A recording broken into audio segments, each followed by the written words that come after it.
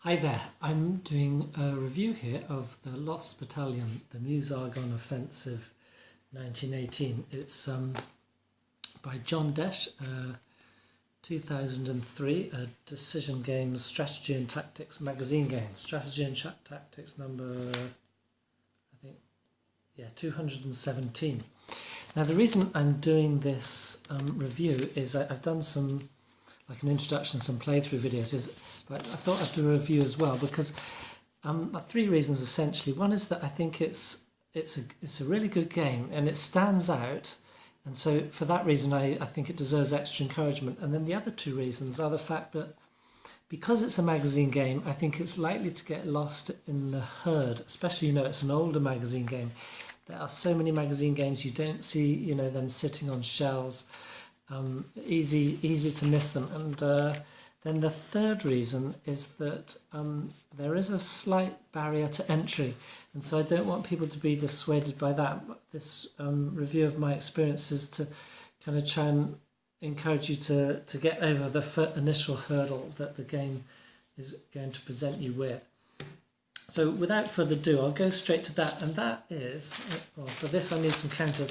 That is the fact that for 2003, they could have done. I mean, the counters are decent enough. I'm not going to sort of go into. You get different colours. You get green for Marines, just a few of these. The Americans are generally olive. You get blue for French, and then you get this kind of greyish for the Germans, and in there somewhere is a kind of like a pinky colour for Austrians. But you get map, etc. You'll see that all in the introduction. But the point here is that for organising. Oh, how do I do this? Okay, is that in focus? So the point is that there on the side of the counter is the division and regiment, and you can see they're very small numbers. These are small counters that is that the half-inch size. It's that smallest sort of old-fashioned size of counter. They're not extra thick. They're just sort of that normal sort of magazine game standard size. But it's hard to read those numbers, and those numbers are absolutely vital in setup. And you do get quite a lot of counters because I'll show you the map. You've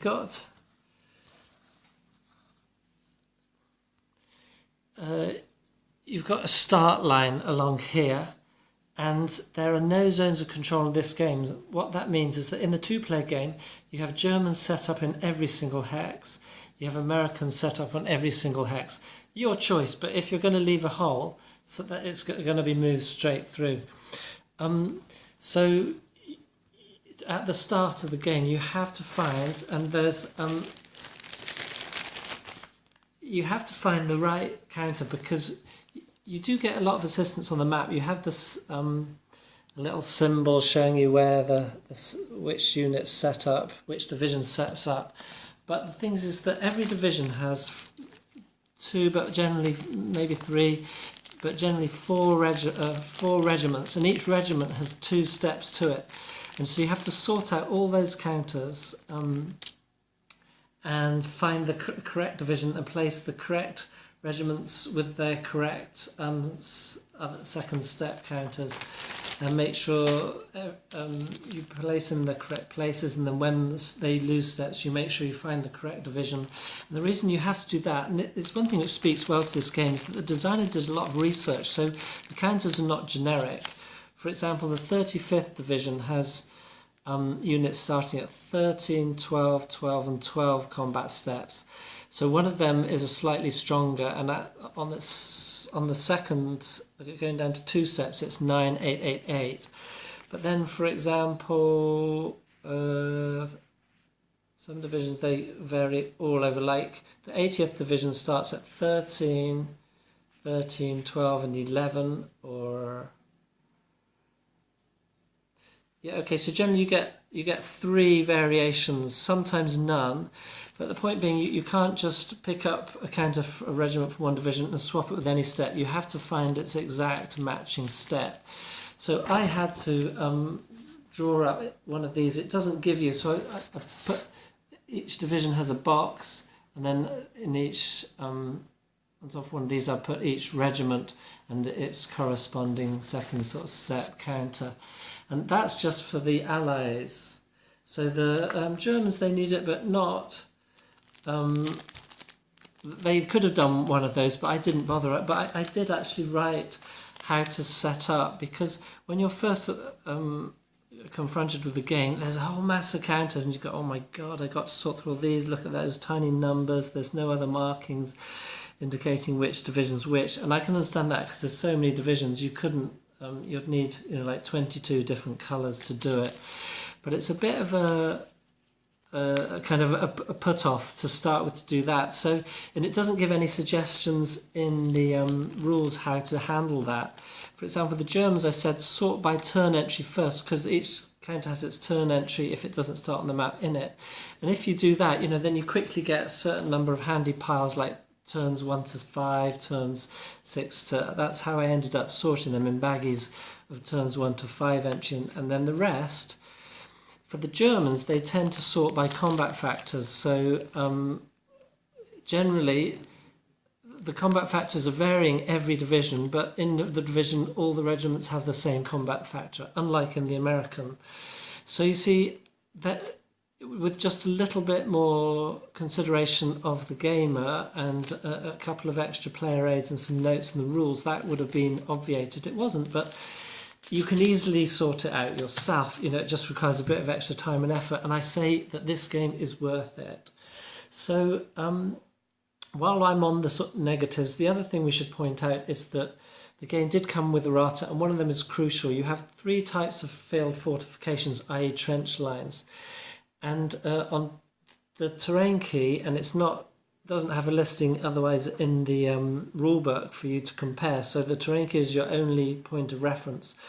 The field fortifications and hasty fortifications had their combat and movement values mixed up, and it's kind of intuitive that it kind of makes sense they've done that. For example, hasty fortifications you would expect to have less protection, but on the other hand, the only hasty fortifications on the map tend to be, or at least start, and then peter out behind the Meuse River. So you might actually rationale, well, they've included, okay, you do get a bonus for the river, but that's also included in the hasty fortifications. So without checking the errata, you're not going to get that. And the errata doesn't exist on Web Grognards anymore.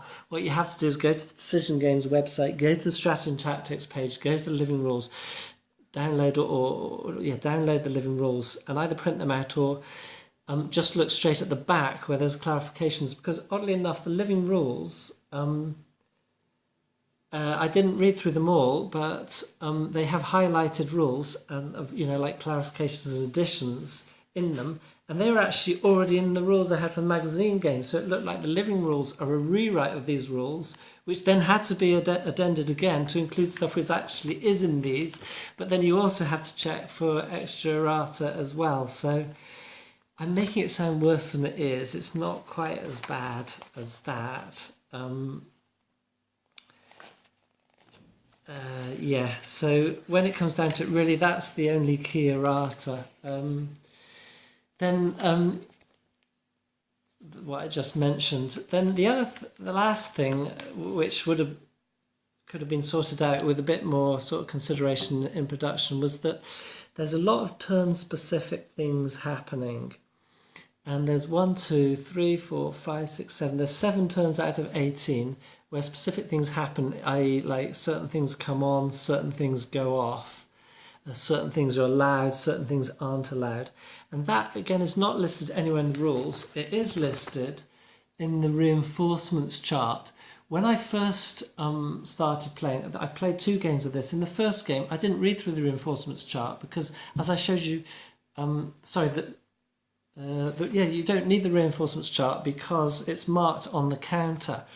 And so I didn't read through that. I just knew the counter told me, I thought, all the information that was in here. So I didn't read what I subsequently have underlined, which is all those turn-specific things. It's marked nowhere else. and so it's kind of lost amongst the reinforcements. There's no like highlighting or anything to show it's different. So it would be a bit of pain every turn to say, oh yeah, okay, I know that, I've got the counters to that, I've got, oh right, oh that's a turn specific thing. So, you know, I ended up writing it, I don't know if that's focused, writing it in the boxes on the turn track, which they should have done. Easy enough done, even, you know, like just asterisks or just something say, check this turn for something special happening. So my first game, I played, I think, 12 turns out of the 18, and then I called it because I'd made enough fluffs. I'd you know, found out enough of my mistakes and so forth, and discovered what I'd missed, and also discovered that because of certain things I'd missed in the turn track and in that turn specific thing, the Americans had no chance. So I called that game, but I felt it was such a good game. I wasn't put off. I prepared my extra things to help me. I set it up again immediately and played another game, and I had fantastic fun. It was great. Now, why is that? Well, the first thing is the game's very different from your standard hex and counter.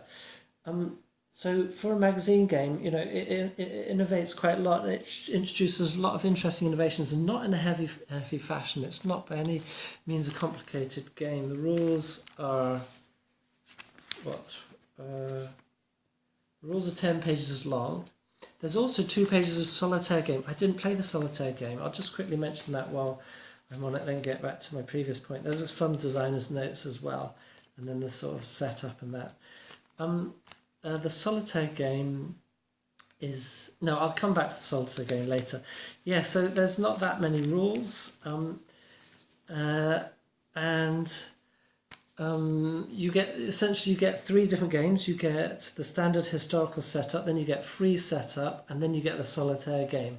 And it's interesting because the free setup actually changes the victory conditions. It's harder for the Americans to win because you know, you're getting information as a player which they didn't have of how difficult it is to actually get through all the trenches, etc. But yeah, I lost my thread, but yeah, okay, so the innovations. So the first thing is that no zones of control. The second thing is that is allied with that is that each regiment has about 10 movement points generally. As they go down in steps, so the Americans have 4 steps, they lose movement points. So they don't only lose combat strength, but they also lose movement capability, which is an interesting twist you don't often see. And the movement and that lack of zone control is really important because obviously if there's any gap in the front line, the Americans can move right through it, grab a hex in the successive trench line, for example, so then that cannot be held, and you know, so they can sort of tunnel a hole all the way through the trench lines, and essentially they're trying to reach out. You've got trenches, Hindenburg line, trenches, and then you've got big open space till you get to the Meuse River, and your main objective is Sedan and the towns behind, or villages behind the river. But so you have to keep continuous front line, and that way it is great because you really get a good feel of the First World War trench warfare, not a alternating continuous trench line, you know, with covered zones of control. You have to have someone in everything, so you get beautiful lines. It's not as static as it seems with that, because there are certain things like over here east of the Meuse, initially there's no attacks, and then you can attack, and so you know, you can move units between, and then you do get breakouts. You have the Argonne Forest, which is very slow. There are some gaps in between the trench lines where you can have a faster movement and little breakouts, and then the Germans have to be retreating, so it's all about how quickly the Germans retreat and how stiff a defence they put up, and then the Americans, you know, it's the decisions on a lot of it's to do how far to push with a division before you withdraw it for rebuilding reserves, and then bringing up cycling in a fresh division. So yes, on the German part, it's not boring sort of completely static defence thing with not much to do, because it's a more subtle game than the Americans, because you do have to really time your retreat and your stiff defence, because the trouble is if you can stack up to 3 in a hex as the Germans, which is more than the Americans. However, if you do that, then that hex, you might lose 3 units all at once. Whereas if you only had 1 unit in that hex, okay, you've lost the hex, you're going to have to retreat, but you only lost 1 unit, so you have 2 more saved to build up your next line of defence. And so, so, you know, do you have a thin, brittle line of defence, or a strong, well, a thin, more supple line of defence that can move back, or fewer, stronger but brittle, easily suddenly disintegratable lines of defence? The second game that I played, it was very exciting because I'd got sort of halfway still within the trench lines, and I was thinking, maybe the Americans aren't going to quite make it, and there are graded levels of victory. I think they wouldn't even quite get the minimum, the tactical victory. And then suddenly the German front line crumbled. They had lost too many units. They're always getting reserves, but there was like a crucial gap in reserves arriving in which they couldn't build up their line quick enough, and so they had to fall back, and there was a huge rush, and suddenly within a couple of 2 or 3 turns the Americans were on the borders of Sedan, and the whole thing had switched around, and they actually achieved a stunning victory. So that was a mistake in the German play. I think I sacrificed too many units too quickly. I should have kept retreating more, instead of trying to hold for a longer period. So, very interesting game for the German defender player. For the American player, here's another of the innovations, is the fact that, okay, the American gets 50 replacement points, the German's only 11. So that means you can replace 50 steps, but every single attack, you're going to lose at least 1 step. And every single defence, you're going to lose at 1 step. So in any attack, there's always going to be at least 1-1 loss. So both sides are going to lose a step. So the only question is, will you make them lose more steps than you? So this combat results table is very interesting in that sense. There's no defender eliminated, attacker completely fine. No defender retreat. There's no retreats on it. There's no absolute eliminations. That just depends on how many steps you have and how much they cause. But it's great because you know, as the attacker, I am just going to be losing units.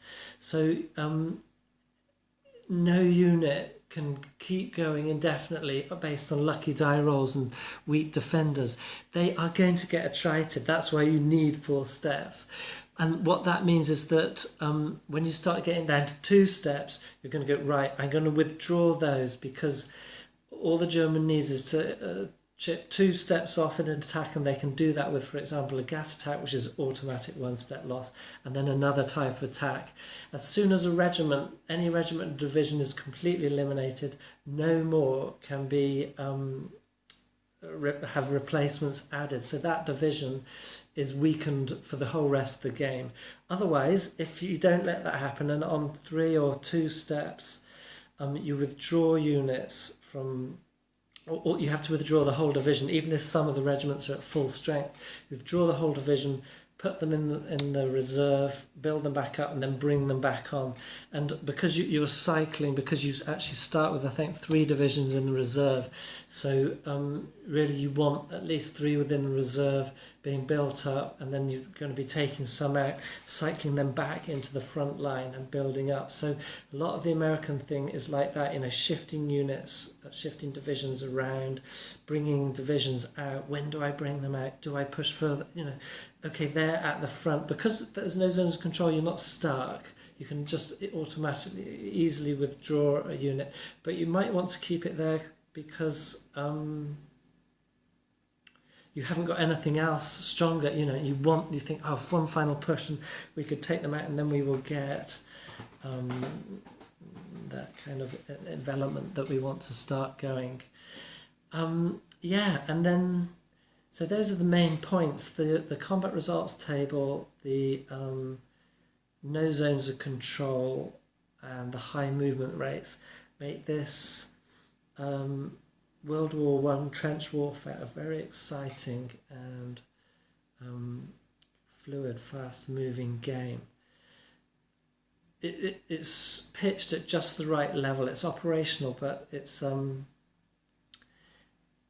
there's such a big area that it's covered in so many trench lines that the German is falling back. He is moving, which is what I mean by fluid. You haven't got huge, except when you get that breakout, if it happens.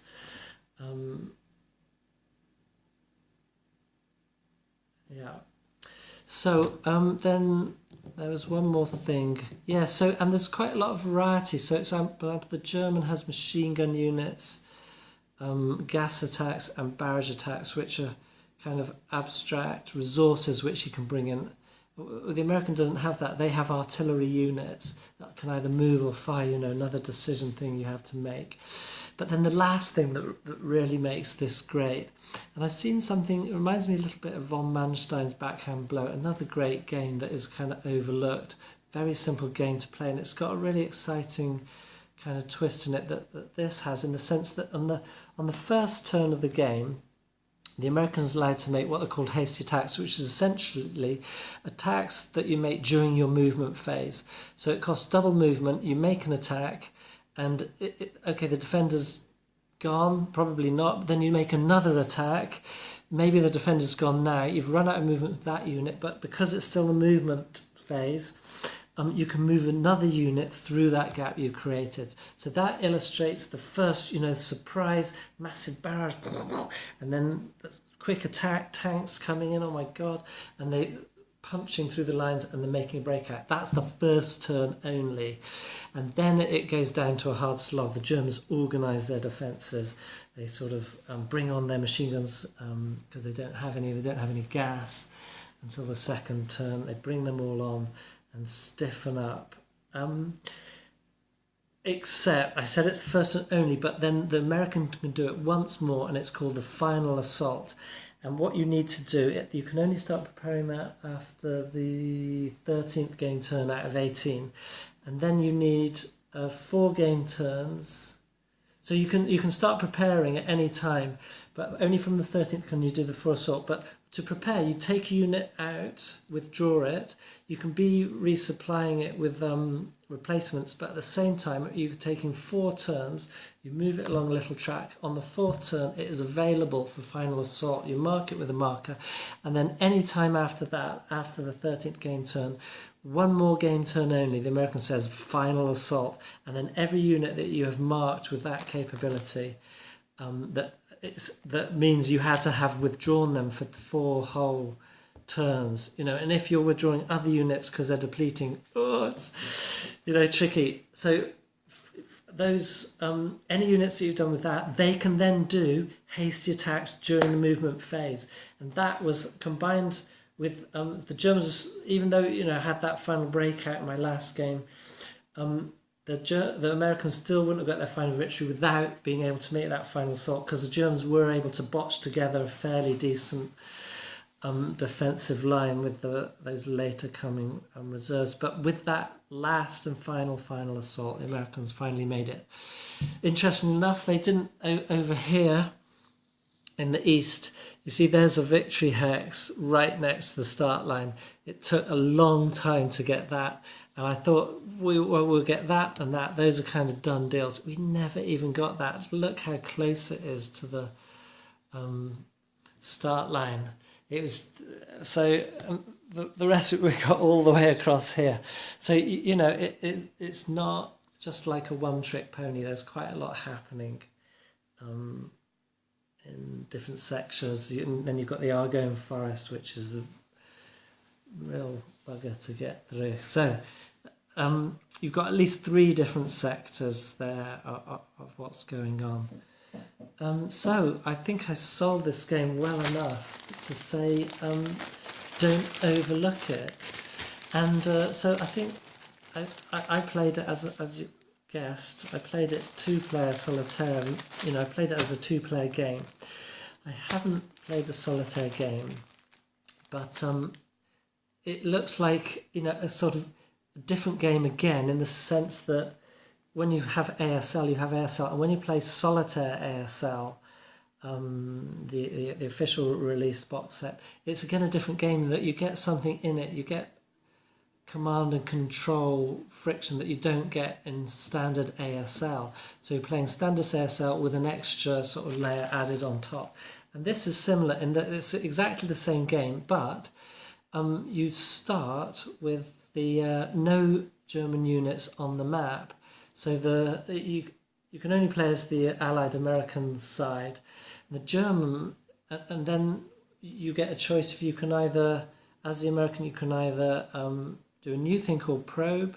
This is in the movement phase, or you can do a standard attack, or the sort of the normal stuff you can do. But basically, in movement, you would probe into a hex, and then you roll on the table, and depending on what kind of hex it is, you will get units or nothings there, or even gas, etc., machine guns, and maybe even a counter-attack against you. So as you move forward, you just do not know what you have in front of you, and it would be quite a different game experience from playing the one I did, where you can see, you can see both front lines, and so this one you're moving blind. But it also, thinking through how the tables would work out, is there will be gaps in the German line, which you don't want it, in the two-player game, because you can't leave something open for your opponent. So it would be a more spotty experience, but I think it would still give a decent solitaire experience, a different kind of game. So yeah, I think that about wraps it up. I don't think there's anything more I can say that isn't already covered in the introduction or the gameplay videos, which will give you a look at how the game plays. So well done, John Detcher. I should really check to see what other games he has designed. And please, if you have this game, don't be put off by the initial overheads. Once you've sorted it out, it's really well worth it. Okay, over and out. Yeah, I think just a final word is that, do help yourself with this game. Don't kind of get this game and go, and grumble that it's got errata and it doesn't have organisational displays to help the setup. Make them for yourself. It only takes a few moments. You don't want to write on the turn track prior to that. I wrote a list of turn-specific things. Just do something like that. Just a few little self-helps. It's just a little bit of work that you have to put in. But you're grumbling at it, saying what